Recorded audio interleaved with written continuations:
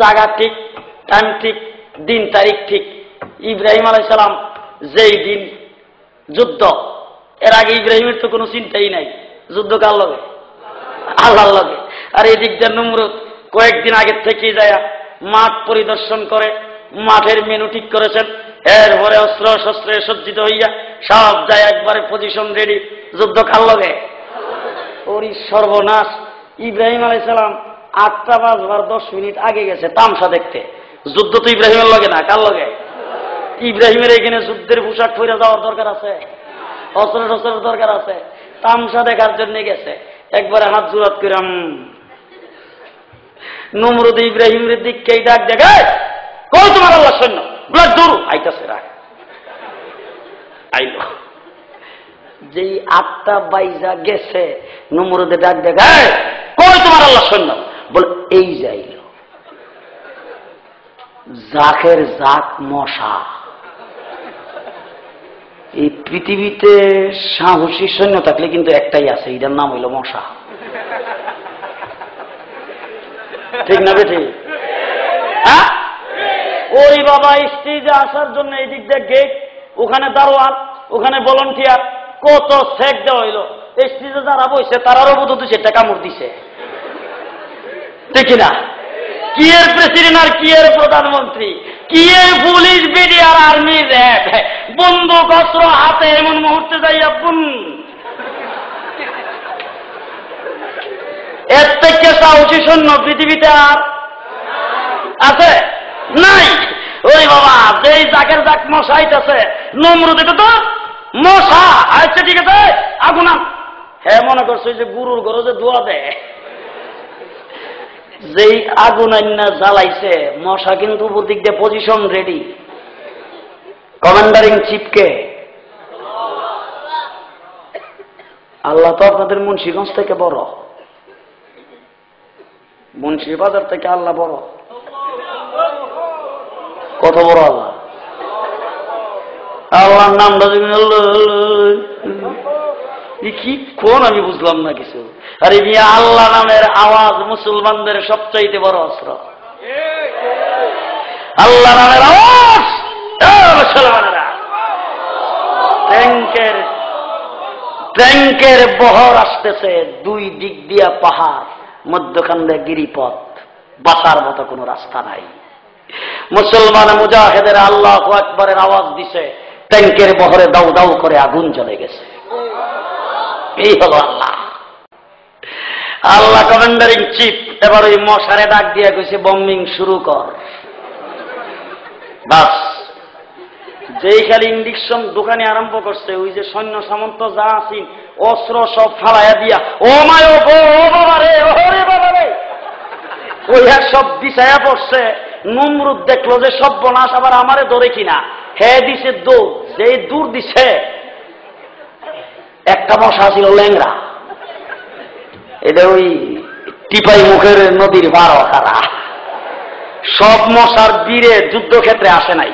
হে যখন দেখছে যে নমরুদ দূর দিয়ে যাইতেছে, আল্লাহরে ডাক দেখে, আল্লাহ আল্লাহ তো কিরে কিছে?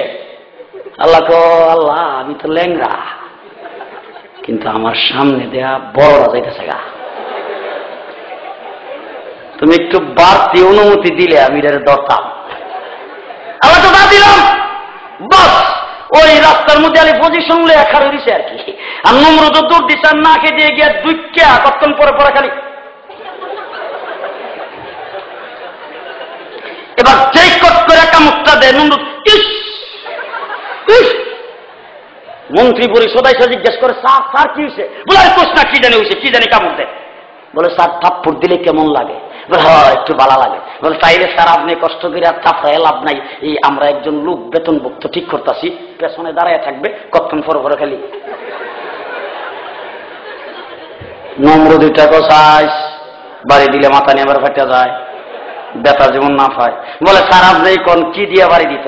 বলে দেখ, তুলা দিয়া নরম করে একটা কিছু বানা। তুলা দিয়া নরম করে বানাইছে, এটা দিয়ে যে বাড়ি দে, এই বাড়িতে হয় না। এবার নমরুদ ডাক দেখে, দাদা আরেকটু শক্তি যাতে বাড়িটা লাগে এমন একটা কিছু দে। বলে স্যার আপনি কোন, আমরা আবার কোনটা থেকে কি করি, আপনি কোন কি দিয়া বানাইতো?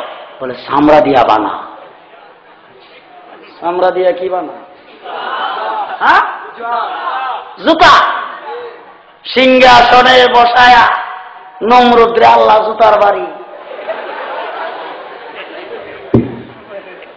ঠিক না বেটি? হ্যাঁ, জুতার বাড়ি। কিছুদিন খাওয়ার পরে যে বাড়ি দেখে গেছে বিরক্ত হইয়া নমরুদ কি বাড়ি দেখ হে উঠে গো স্যার আরেকবার দরজার যে মুড়া কি দেখো বেন্দা চিনেন তো মুড়াটা লয় একার হইছে যেই ইস কইসার একটা বাড়ি দিছে মাথাটা দুইটা বাজে গেছে আর মশা বুন। সালাম আলাইকুম। মান আদালি ওয়ালিয়ান ফাকাদ আযানতুহু বিল হারব। ফেরাউনের 9 লক্ষ বাহিনী। কয় লাখ? কয় লাখ? মূসা আলাইহিস সালামের সাথে আছে 6 লাখ। লোহিত সাগরের পারে আইসা দাঁড়াইছে। সামনে উত্তাল তরঙ্গ মালা, বড় বড় ঢেউ। পেছন দিক থেকে 9 লক্ষ বাহিনী আসতেছে। মূসার উম্মত ইসরাইলের দুষ্ট ইহুদিরা, এরা বড় ঠাডা মারা। মূসা আলাইহিস সালামকে কইছে, মূসা যুদ্ধ যদি ফেরাউনের লগে করা লাগে তাইলে তুমি আর তোমার আল্লাহ কইরো, আমরা ইটানো নাই। আর আমার নবীর উম্মতের পার্থক্যটা এটাই। আমার রাসূলের সামনে দাঁড়ায় সাহাবায়ে কেরাম বলেছেন, হুজুর আমরা আপনার ডাইনে বামে সামনে পেছনে রক্ত যতক্ষণ থাকে ততক্ষণ লড়াই করতে প্রস্তুত। ঠিক না বেঠিক? মুসলমানেরা 6 লক্ষ বাহিনী বনি ইসরাইলের দাঁড়াইছে এসে সাগরের কিনারে। মূসা আলাইহিস সালাম আল্লাহরে ডাক দেখে, আল্লাহ কোন রকম সাগরটা পার হয়ে যদি যাইতাম তাইলে আল্লাহ সারতাম। আইতাছে ফেরাউনের বাহিনী পেছনে ফেসলাই হইয়া, আল্লাহ কি কাম। আল্লাহ ডাক দেয়া কই, শ্বশুর বাড়ির সালামিটা হাত কোন কামে রাখছ? শ্বশুর বাড়ির সালামি চিনেন তো? কি আছিল? শুআয়ব আলাইহিস সালামের মেয়ে বিয়া করার পরে যখন মেয়েটারে নিয়ে রওনা দিছে মিশরে নিজের দেশে আইব, শুআয়ব আলাইহিস সালাম সামনে এক, বাবাজি টেলিভিশন তো আবিষ্কার হয় নাই, আর আমার কাছে টাকা পয়সাও নাই, গরিব মানুষ কি দিমু, এই লাঠিটা আমি নবীদের ওয়ারেস সূত্রে মালিক হইছি, এইটা তোমার প্রেজেন্টেশন দিয়া দিলাম। শ্বশুর বাড়ির সেলামি লইয়া মূসা আলাইহিস সালাম রওনা হইতে আসতেছে। এই জকিগঞ্জ আর সিলেটের রুটে যদি আয়ে রাস্তায় ফেরাউনের বাহিনীর আক্রমণের ভয়, এই জন্য গেছে ওই পাহাড়ের গিরিপথে, পাহাড়ের সিবা দিয়া। বেগম সাহা ছিল অন্তঃসত্ত্বা। রাস্তার মধ্যে অমাবস্যার রাত, অন্ধকারাচ্ছন্ন, সামনে কিচ্ছু দেখা যায় না, রাস্তা দেখাইবারও কেউ নাই। পূর্ব পশ্চিম উত্তর দক্ষিণ সব গেছে বুইলা, টেপ টেপ বৃষ্টি পড়ে, আবার দিনে মেঘে চমকাইতেছে, দর বয়ও আছে। এমন মুহূর্তে আগুনও নাই, লাইটও নাই, পথ দেখাইবারও কেউ নাই।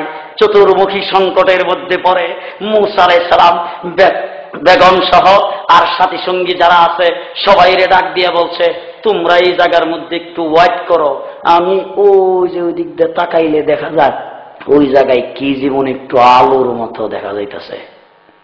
বুঝেন তো? হ্যাঁ, আপনাদের এখান থেকে রাত্রের বেলা সিলেট শহরের দিকে তাকাইলে উর্বরতা কিন্তু একটু ফর্সা দেওয়া যায়, ঠিক কিনা? একটু কি যেন দেখা যাইতেছে। আমি যাইয়া দেখি ওই জায়গায় কাউরে পাই কিনা, রাস্তার সন্ধান পাই কিনা, কোন দিকে যাবো সেটা পাই কিনা, একটু আগুনের ব্যবস্থা হয় কিনা। কোরআনে কারীম সমস্ত ইতিহাস ধরে রেখেছে। ইজারা নারান ফাকাল লিয়াহলিহিম কুসু ইন্নী আনাস্তু নারাল লাআল্লি আতিকুম মিনহা বিকাবাসিন আও আজিদু আলান নারি হুদা।